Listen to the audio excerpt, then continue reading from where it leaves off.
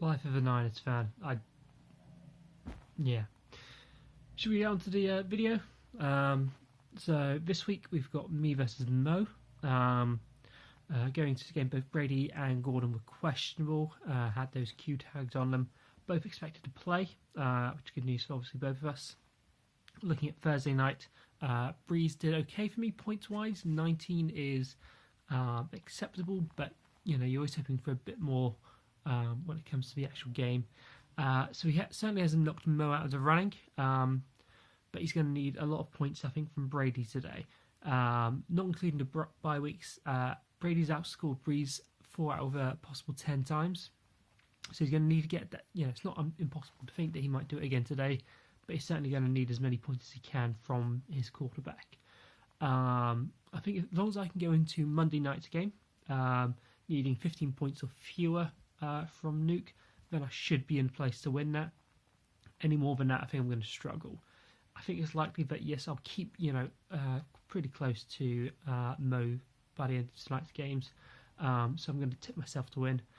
You and I need to watch, Mo, we need to watch the Cincy-Cleveland game. That's going to be our game of the week. Next, we move on to Andy versus Stu. Mixed night for Stu on Thanksgiving. He was let down by Robinson, but I think Ridley and the Cowboys team certainly made up for those disappointing numbers from Robinson.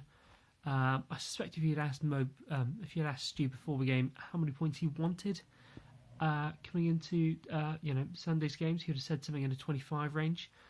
So he's certainly within that position, I'd say. Andy's going to be worried that he's going to slip this week, what with the loss of Pat and Gurley. But he does have Wentz coming in on a favourable matchup, and Miller replacing Gurley, who will get several touches, but will be against a very stout D-line. So he's going to get a mixed result there, I feel. I believe Stu gets a win here to move to 5-7, and probably take him, just out of that renamed shame game range, certainly for now. Pittsburgh and Denver's going to be the one to watch here, as it's got several implications for the both of you. So do keep an eye on that game. Next, we move on to Ian versus Brad. Brad, you've won already. Congrats. There's no point spending too much time on this one. Ryan v Phil. This is potential to be a low-temperature barn burner, in my opinion. We played a total of 5 players over Thanksgiving and managed between them a total of 18.1 points. I have no idea what's happened there. And with Green out, it's hard to see how Ryan can score. If he's got anyone that can be depended on to make that large point total, that could give him that boost over his opponent. Whereas on the other hand, Phil still has the likes of Barkley and Evans.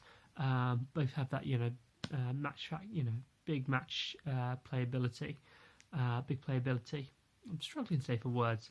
I'm just very disappointed in the 49ers situation. As much as I'd like to see Ryan snatch a win here, I still think Phil takes this just based on the talent he has remaining. Be sure to watch Indy versus Miami, as Ryan will be wanting to see luck throw his touchdowns towards Doyle rather than Hilton.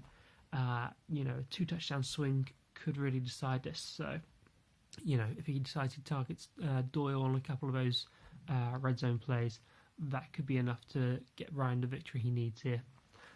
Tom v Tris. Tom off to a great start. Tris had 2 guys go on Thursday night, and Tom had 3. But Tom has a 32-point lead at the moment. Tom also has a QB problem this week with him having to play the likes of Winston because both Goff was on a bye week, and then Trubisky was on injured, was inactive on Thursday night. So he's scraping a bit the bottom of the barrel here.